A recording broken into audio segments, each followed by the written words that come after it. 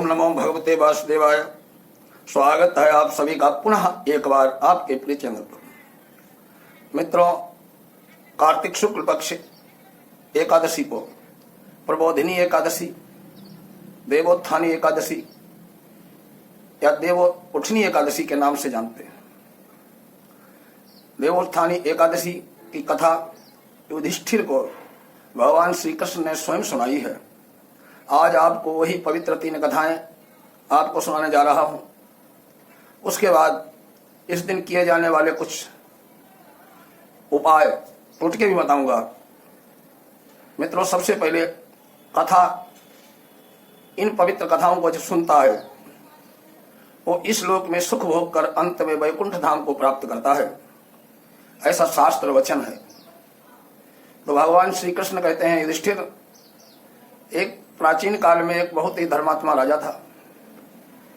उसके राज्य में सभी मनुष्य, यहां तक जीव भी, पशु पक्षी भी एकादशी का व्रत रखते थे। अर्थात एकादशी के दिन कोई अन्न नहीं खाता था, सभी भगवान के भजन में लीन रहते थे। एक समय की बात है, वहां दूसरे प्रदेश का राज्य का एक नागरिक आ गया। उसने कहा, महाराज मेरे को यहाँ रोजगार चाहिए। राजा ने कहा, ठीक है, आप रह सकते हो, लेकिन एकादशी के दिन आपको अन्न नहीं खाने को मिलेगा। उसने हाँ कर दी और वो नागरिक वहीं काम करने लगा। कुछ समय बाद एकादशी का व्रत आया तो उसके सामने भी खाने के लिए फल आदि दिए गए। वो गिड़गिड़ाने लगा, कहने लगा, इससे मेरा पेट नहीं भरेगा। राजा के पास गया, महाराज मेरे को रोज की तरह अनाज चाहिए खाने के लिए। राजा ने उसे वचन याद दिलाया और कहा, मेरे राज्य का नियम है कि आज एकादशी का व्रत है, आज के दिन कोई हमारे राज्य में अनाज नहीं खाता है। वो कहने लगा, मैं मर जाऊंगा भूखा, लेकिन मेरे को अनाज दो, मेरे को नहीं व्रत रखना है। राजा ने उसको सारा खाने का अनाज, आटा, दाल, सब्जियां, घी आदि दिला दिए। उस नागरिक ने जा करके नगर के बाहर नदी में स्नान किया, वहीं भोजन बनाया और भोजन का भोग लगाया। तो दियम वस्तु गोविंद तुम्हें समर्पये, ब्राह्मण सुमुखो भूत्वा प्रसीद परमेश्वर। भोग लगाते ही नारायण प्रकट हो गए और दोनों ने खाया। नारायण भोजन करके अंतर्ध्यान हो गए। उस नागरिक ने भी खाना खाया, अपने नगर को आया। अगली एकादशी को वो नागरिक फिर महाराज के पास गया और उसने कहा, महाराज आज मेरे को पिछले बार से दोगुना अनाज दो, 2 गुना राशन दो। राजा बोले, क्यों? बोला, क्योंकि मेरे साथ भगवान भी खाते हैं। भगवान बोले, बेवकूफ है, भगवान तेरे साथ खाना खाने आएंगे। पर नहीं महाराज, आप चल के देख सकते हैं। उसने बहुत आग्रह किया तो भगवान खाने आते हैं ये देखने के लिए राजा एक पेड़ के पीछे छिपकर खड़ा हो गया। उसने खाना बनाया, नागरिक ने भोग लगाया और बहुत विनय अनुनय की, लेकिन नारायण प्रकट नहीं हुए। शाम हो गई। आखिर में उस नागरिक ने संकल्प किया कि यदि आप नहीं दर्शन देंगे तो इस नदी में डूब कर मैं आत्महत्या कर लूंगा।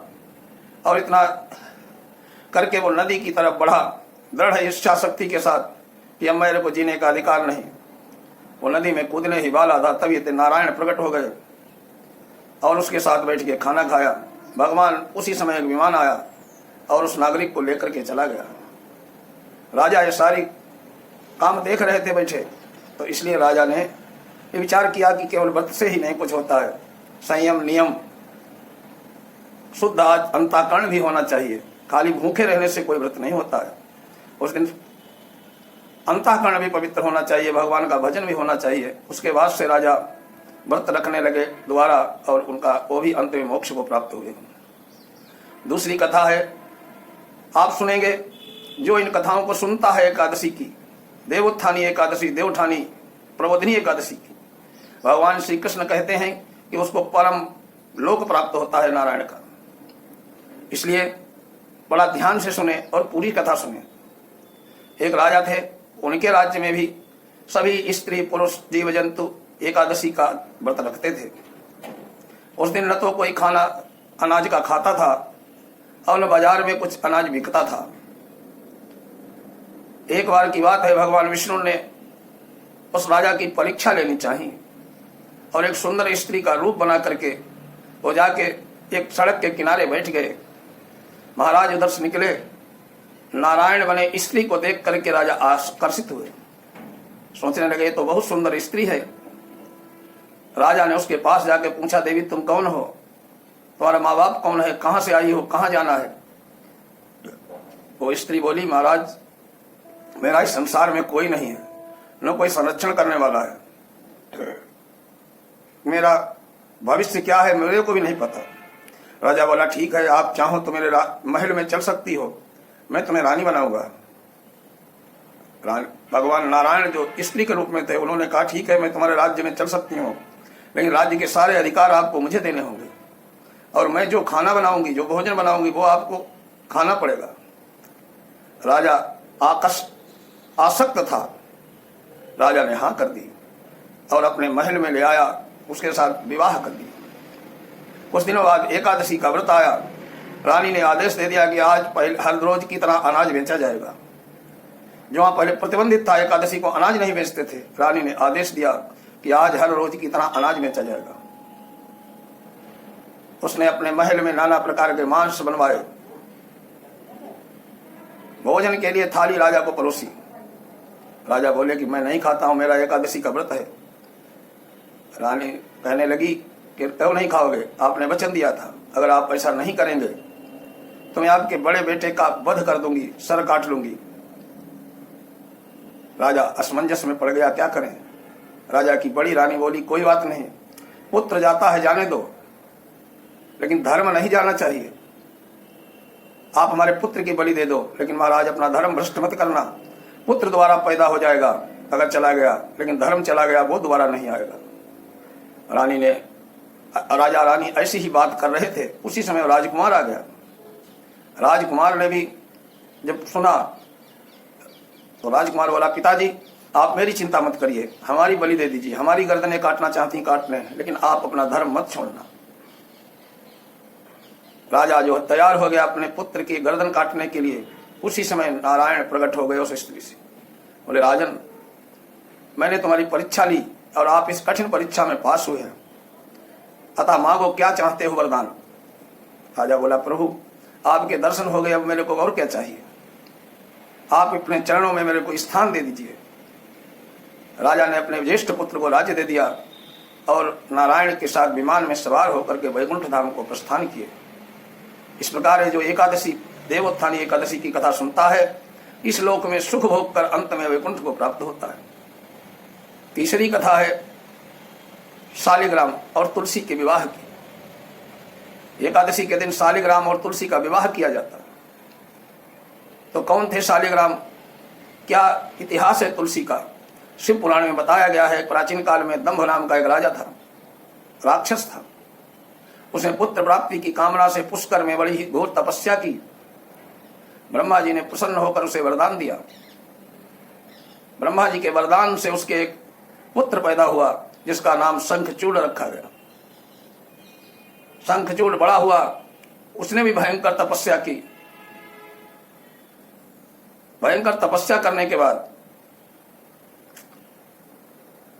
भगवान ने उसे अपना कवच दिया और उससे कहा, बद्रीनाथ में तुलसी तपस्या कर रही है, उन तुलसी नाम की सती साध्वी से तुम शादी करो। शंखचूड़ ने तुलसी से विवाह किया, अपने घर ले आया। माता तुलसी बहुत ही पतिव्रता साध्वी थी, लेकिन शंखचूड़ तो राक्षस था।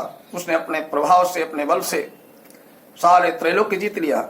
नर मनुष्य वानर राक्षस देव सब पर शंखचूड़ का राज हो गया। देवताओं में त्राहि त्राहि मच गई। उसी समय सारे देवता ब्रह्मा जी के पास गए। ब्रह्मा जी ने कहा, इसका वध केवल शिव जी के त्रिशूल से हो सकता है। शंकर जी ने अपना दूत भेजा शंखचूड़ के पास कि देवताओं का राज्य वापस कर दो, अपना अत्याचार बंद करो, नहीं तो मेरे साथ युद्ध करो। शंखचूड़ ने कहा, मेरे को शिव जी के साथ युद्ध स्वीकार है। और शिव जी का और शंखचूड़ का भयंकर युद्ध हुआ। भगवान शिव जी ने अपना त्रिशूल उसे मारने के छोड़ना चाहा, तभी आकाशवाणी हुई, इसका वध तभी हो सकता है जब इसके हाथ में नारायण का कवच न हो और इसकी पत्नी जो है सती तुलसी, उसका पातिव्रत भंग हो। जब तक इसकी पत्नी पतिव्रता है, पति परायणा है, जब तक इसके हाथ में नारायण कवच है, तब तक इसकी मृत्यु नहीं हो सकती। भगवान विष्णु ने ब्राह्मण का रूप बना करके शंखचूड़ के पास जाकर उस नारायण कवच की भिक्षा मांगी तो उसने सहर्ष दे दी। फिर नारायण ने उसी शंखचूड़ का रूप बना करके अपने घर, उस शंखचूड़ के घर गए।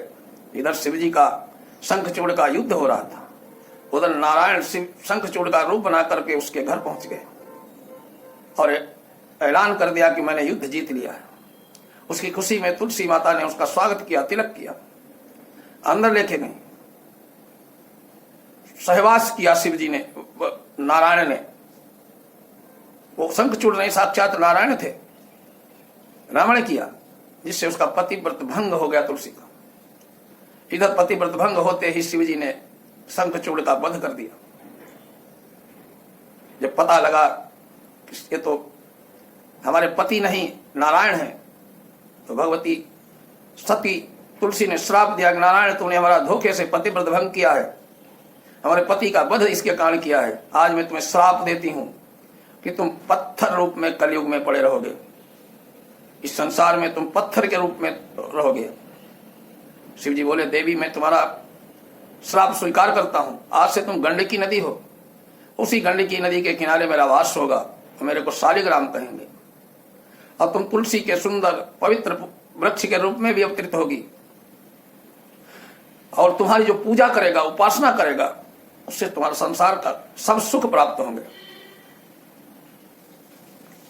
देवोत्थानी एकादशी के दिन जो भगवान नारायण शालिग्राम और तुलसी का विवाह कराता है, वो इस लोक में सुख भोग कर अंत में मोक्ष को प्राप्त करता है। अब एकादशी के दिन क्या करना चाहिए? घर को साफ सुथरा स्वच्छ बनाए, घर के आंगन में विष्णु पद बनाए और उसको ढक दें धूप से बचने के लिए। गन्ना सिंघाड़ा फल फूल आदि से पूजन करें, गन्ने का मंडप बनाए, विष्णु सहस्त्र नाम श्रीमद् भागवत कथा आदि का वाचन करें। ये न हो सके तो ओम नमो भगवते वासुदेवाय का जितना हो सके अधिक से अधिक जप करें।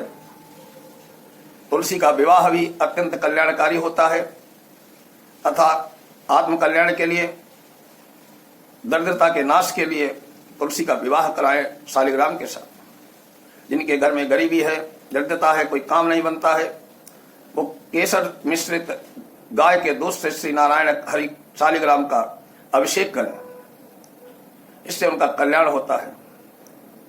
तुलसी माता को कलावा बांधें, एक चीज बांधने से ही घर में धन धान्य की वृद्धि होती है।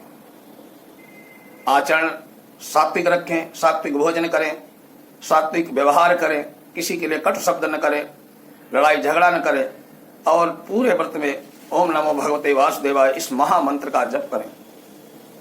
एकादशी का व्रत जो रखते हैं वो जीवन में कभी दरिद्र नहीं होते, कभी उनके घर में गरीबी नहीं आती, कभी संकट नहीं आता है। इस लोक में अनंत सुख भोगते हैं, अंत में वैकुंठ धाम को प्राप्त करते हैं। ओम नमो भगवते वासुदेवाय।